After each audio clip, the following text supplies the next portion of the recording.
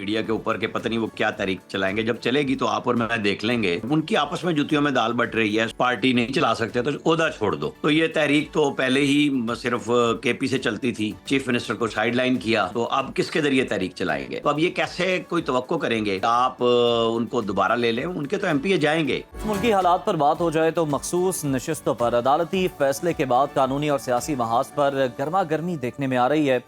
मखसूस नशिस्तों के फैसले के बाद वफादारियां तब्दील होने के खदशे के पेश नज़र तहरीक इंसाफ की जानिब से बड़ा फैसला किया गया है और पीटीआई की पार्लिमानी पार्टी ने तमाम अरकान असम्बली को आज इस्लामाबाद तलब कर लिया, जहां पीटीआई और आज़ाद अरकान से वफादारी का हल्फ लिए जाने का इम्कान है। इसके साथ साथ पीटीआई ने एक बार फिर सड़कों पर आने का ऐलान कर दिया है। अलीमा खान ने अडियाला जेल के बाहर मीडिया से गुफ्तगू करते हुए बताया कि बानी पीटीआई ने पार्टी की आदत को 10 मुहर्रम के बाद हुकूमत के खिलाफ तहरीक चलाने की हिदायत कर दी है और जल्द ही इस हवाले से आइंदा कलाहे अमल जो है उसका ऐलान भी कर दिया जाएगा। अलीमा खान ने इल्ज़ाम लगाया है कि 26वीं तरमीम के नताइज आना शुरू हो गए हैं, तमाम इदारों को कंट्रोल किया जा रहा है, अब 27वीं तरमीम लाई जा रही है, बानी पीटीआई को माइनस करने की कोशिश की जा रही है। इससे बेहतर है कि बादशाहत का ऐलान कर दें। तहरीक इंसाफ में एक तरफ एहतजाज की तैयारियां हो रही हैं तो दूसरी तरफ लाहौर जेल में कैद पीटीआई की क़यादत की जानिब से एक बड़ा फैसला सामने आ रहा है। लाहौर जेल में कैद डॉक्टर यास्मीन राशिद, शाह महमूद कुरैशी, उमर सरफराज चीमा, महमूद रशीद और एजाज चौधरी के दस्तखत से जारी मुश्तरका बयान में मुज़ाकरात की अपील की गई है और कहा गया है कि सियासी क़यादत और मुक़तदरा सतह पर मुज़ाकरात होने चाहिए और आगाज़ के तौर पर सियासी बुनियादों पर मुज़ाकरात किए जाएँ। पीटीआई के लाहौर में कैद रहनुमाओं को इसका हिस्सा बनाया जाए। मुज़ाकराती कमेटी की तकर्री के लिए पीटीआई तक रसाई को आसान बनाया जाए। इसी तमाम तर सूरत हाल पर बात कर लेते हैं। हमारे साथ मौजूद हैं सीनियर तज्ज़ियाकार आमिर इलियास राना साहब। बहुत शुक्रिया आमिर साहब आपके वक्त का। सर, पीटीआई ने एक बार फिर सड़कों पर आने का ऐलान कर दिया, हम देख रहे हैं, और बानी पीटीआई ने 10 मुहर्रम के बाद तहरीक चलाने की हिदायत की है। अलीमा खान ने बाकायदा ऐलान किया। इस बार पीटीआई की यह तहरीक कितनी मौसर साबित होगी और क्या अब उनके पास सड़कों पर आने के अलावा कोई ऑप्शन बचा था? देखिए, मेरा ख्याल है हमने भी ना बहुत ज़्यादा इसको कर लिया है मीडिया के ऊपर के पता नहीं वो क्या तहरीक चलाएंगे। जब चलेगी तो आप और मैं देख लेंगे। उनकी आपस में जुतियों में दाल बट रही है। सूबाई सदर ताना दे रहे हैं वज़ीर आला को, साथ अमीर उसका नाम ले रहे हैं कि जनाब जुनैद अकबर का अपना वो कहते हैं मेरा काम नहीं हो रहा। शहराम तरकई और असद कैसर फंस गए हैं जलसा करा के। बैरिस्टर गौहर का ताना दिया उन्होंने, जवाब में बैरिस्टर सैफ ने उन्होंने कहा अगर तहरीक नहीं चलती, पार्टी नहीं चला सकते तो ओहदा छोड़ दो।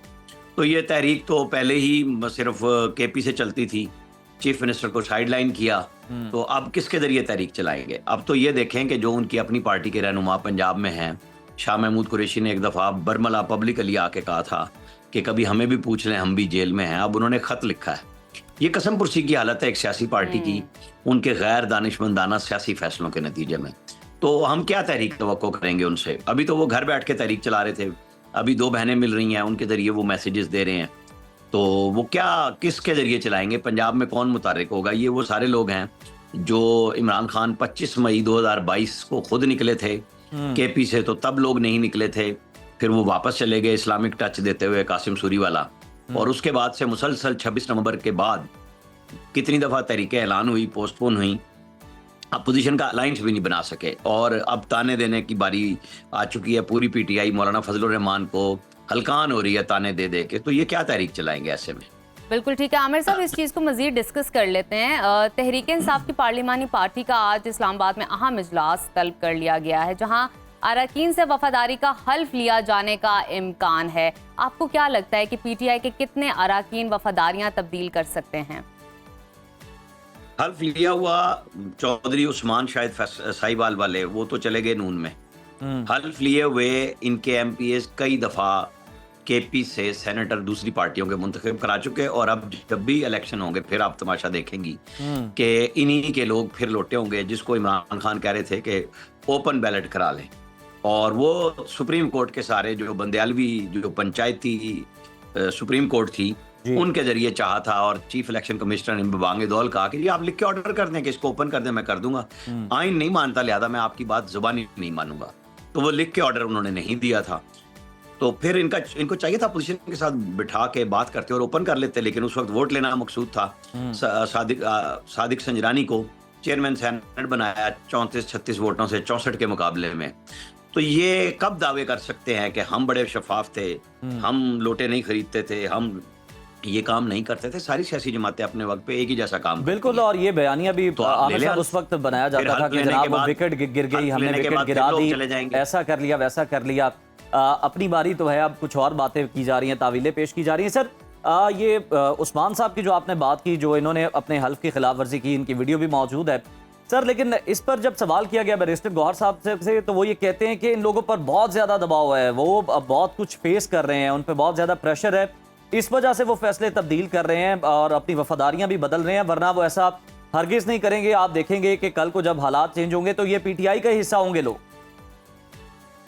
मतलब वो दोबारा इनको कबूल करने के लिए ऐलान कर रहे हैं। साथ वो ये भी कह रहे थे कि सुन्नी इत्तेहाद कौंसिल के हमारी केपी असम्बली में 35 मेंबर्स हैं जो आज़ाद हो गए हैं और इंशाल्लाह हमें उम्मीद है कि वो कहीं और नहीं जाएंगे। तो वो तो आज़ाद हो चुके हैं। पीटीआई के अपने किसी एक वकील ने सुप्रीम कोर्ट के जो अक्सरियती फैसला था 12 जुलाई का 8 रुकनी, उसमें एक फैसला था कि सुन्नी इत्तेहाद कौंसिल पार्लिमानी पार्टी नहीं है, तो वो उस दिन से आज़ाद हैं। अब जब वो फाइनल हो गया हतमी तौर पे रिव्यू के बाद भी, तो अब ये कैसे कोई तवक्को करेंगे कि जी आप उनको दोबारा ले लें? उनके तो एमपीए जाएंगे।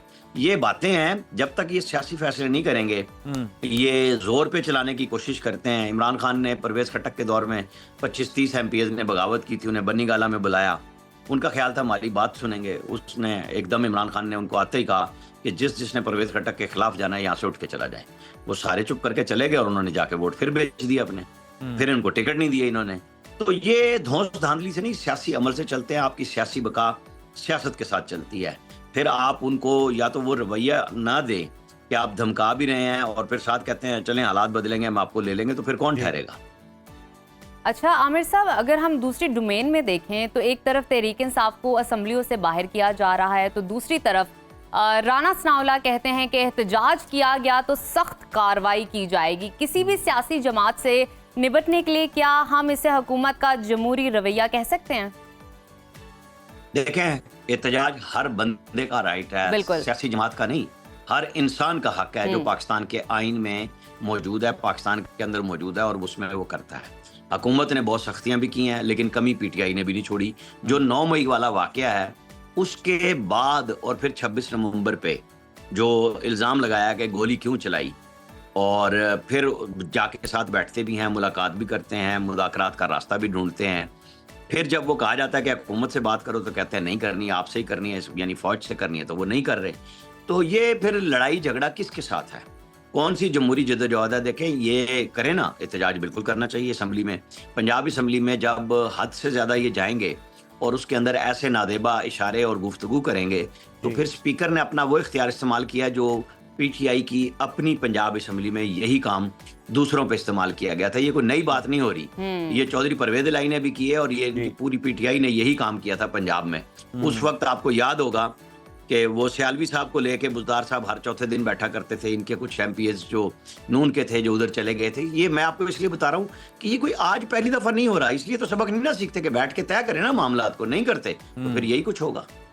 अच्छा आमिर साहब, आपने पंजाब असम्बली की बात की है तो हम लाहौर की बात कर लेते हैं कि लाहौर में जो कैद हैं रहनुमा पाकिस्तान तहरीक इंसाफ के, वो ये मुतालबा कर रहे हैं, उन्होंने ख़त भी लिखा है कि बानी पीटीआई तक रसाई दी जाए, बातचीत का जो दरवाज़ा है वो खोला जाए। आपको लगता है कि इस मुतालबे पर गौर किया जा सकता है किसी न किसी सतह पर? ये पब्लिक अपॉलॉजी की तरह का एक मैसेज है प्रेस रिलीज की सूरत में। जैसे मैंने अभी कहा कि शाह महमूद ने तो कहा था हमें भी पूछ लो। अब वो चाह रहे हैं कि भाई तुम लोग अपनी जिद में फंस गए हो, हमें तो निकालो ना इस हिसाब से, हम तो वैसे कैद हैं। तो जाहिर है कैदियों की मुलाकात तो तब होगी ना जब आप एक मुफाहमत के बड़े अमल से गुजरने के लिए तैयार होंगे। आप इमरान खान अपनी पार्टी को इजाज़त देंगे कि वो हुकूमत के साथ जाके बातचीत करे, फिर सारे रास्ते बनेंगे। लेकिन जब अपनी तरफ से वो सारे रास्ते बंद कर चुके हैं तो फिर शहबाज शरीफ ने तो अब भी जाके बैरिस्टर गौर से कहा था कि बात करें और बातचीत से मसले हल होंगे। तो अब एक ये खत आ गया है, बैरिस्टर गौर उस बात को ओन कर रहे हैं कि उन्हें शहबाज शरीफ ने ऑफर की है। उस ऑफर को मैच्योर करने का फैसला तो पीटीआई को करना है, किसी और को नहीं। बिल्कुल ठीक है आमिर साहब, एक और करंट सिचुएशन को डिस्कस कर लेते हैं। वजीर आला पंजाब की तकरीर के दौरान हंगामा आराई करने वाले ऑपोजिशन के 26 अराकीन को डी सीट करने के लिए तैयारी की जा रही है। क्या स्पीकर पंजाब असम्बली अराकीन को डी सीट कराने में कामयाब हो सकेंगे? क्या लगता है आपको?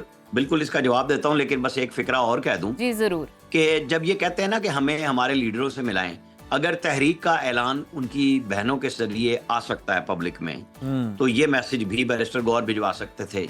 यही जो प्रेस रिलीज है यकीनन गई होगी उनके साथ, अगली मुलाकात में भेज दे तो जवाब ले लेना कि बातचीत करनी है कि नहीं करनी है। अच्छा, अब आप आ जाएं, स्पीकर पंजाब असम्बली बहुत ठंडे मिजाज के आदमी हैं जी। लेकिन जब जज्बात में आते हैं तो बहुत आगे तक चले जाते हैं। मलिक अहमद खान, मलिक अहमद खान ने अपोजिशन को हर तरह की रास्ता दिया बातचीत का, और हर दफा उसका उल्टा असर मलिक अहमद खान पे आया कि आप गवर्नमेंट को रोंद के अपोजिशन को सिर्फ तकरीरें भी करा रहे हैं, उनकी हर बात मानते हैं। तो 14 महीने 16 महीने के बाद वो इस नतीजे पे पहुंचे हैं कि ये बात ना सुनना चाहते हैं ना मानना चाहते हैं। तो ये स्पीकर का इख्तियार है, लेकिन फैसला तो फिर आगे चल के इसे ये आप समझें कि ये रेफरेंस का फैसला हो ना हो, पीटीआई को उन्होंने बहुत मुश्किल में डाल दिया है कि जैसे उस वक्त चौधरी परवेज इलाही करते थे कि फिर नहीं रास्ता था, तो अब ये भी रास्ता नहीं दे रहे कि ठीक है फिर उस तरह ही चलेगी। बिल्कुल, ये स्पीकर का इख्तियार है। राणा साहब आप ठीक कह रहे हैं। सर जरा ये भी बता ना दीजिएगा हमारे कि आपके वतीरे पास बदले हैं ना हमारी हुकूमतें बदली। जी राणा साहब जरा ये भी बता दीजिएगा कि आपके पास ऑब्वियसली बड़ी इनसाइड स्टोरीज होती हैं, तो सर मुल्क में 27वीं तरमीम की बड़ी गूंज हम सुन रहे हैं, तो अब तो पार्लियामेंट में देख रहे हैं कि हुक्मरान इत्तेहाद को 2/3 अक्सरियत भी मिलती नजर आ रही है। जो चाहे कानून साजी कर लें, जो चाहे अमेंडमेंट कर लें, पहले तो ये कंफर्म कर दीजिएगा क्या 27वीं तरमीम वाकई लाई जा रही है, और अगर लाई जा रही है तो इसके अंदर क्या हो सकता है?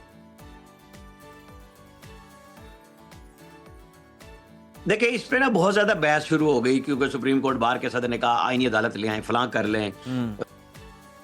लोग रोजाना की बुनियाद पे बात कर रहे हैं। देखिए, जो फैसला करने वाले हैं ना वो समझते हैं कि अभी हमें जरूरत नहीं है, लेकिन जब जरूरत होगी तो हम पाबंद भी किसी के नहीं है, हम कर लेंगे आईनी तरमीम, कोई इशू नहीं है। लेकिन इस वक्त पाकिस्तान जिस सिक्योरिटी सिचुएशन में है ना, वो समझने की जरूरत है कि तरजीहात जो है हमारी रियासत की, हमारी हुकूमत की, इस वक्त पाकिस्तान के इक्तिसादी मसाइल हैं और उसके साथ सिक्योरिटी मसाइल हैं, वो सब तवज्जो उस तरफ किए हुए हैं। तो ये अभी कोई जल्दी नहीं है, लेकिन उनके हाथ में है। अभी तो सेनेट के इलेक्शन केपी में होने हैं। कल स्टे लिया है परवेज खटक साहब ने, वो शायद स्टे 1-2 दिन में विकेट हो जाएगा, और उसके बाद जाहिर है कि स्पीकर केपी समी ने तो हलफ नहीं लेना, ये नजर आ रहा था। तो आर्टिकल 255 26वीं तरमीम के तहत डाल दिया गया। वो जो केपी पेशावर हाई कोर्ट के जो चीफ जस्टिस हैं वो या उनके नुमाइंदे ये हल्फ ले लेंगे, और उसके बाद सेनेट का इलेक्शन कमीशन ने कराना है, सूबाई हुकूमत ने नहीं कराना। तो उसके बाद 2/3 अक्सरियत होगी। इसमें काफी टाइम है। हम सब लोग भाग पड़ते हैं कि क्या होना है क्या नहीं होना। अभी देखें, आप तेल को देखें, तेल की धार को देखें कि कैसे चलता है मामला। बिल्कुल ठीक है, अभी जो है इंतजार है, और अभी इस तरह का कोई भी फैसला करना जो है वो उसकी जरूरत महसूस आ रही है। बहुत शुक्रिया आपका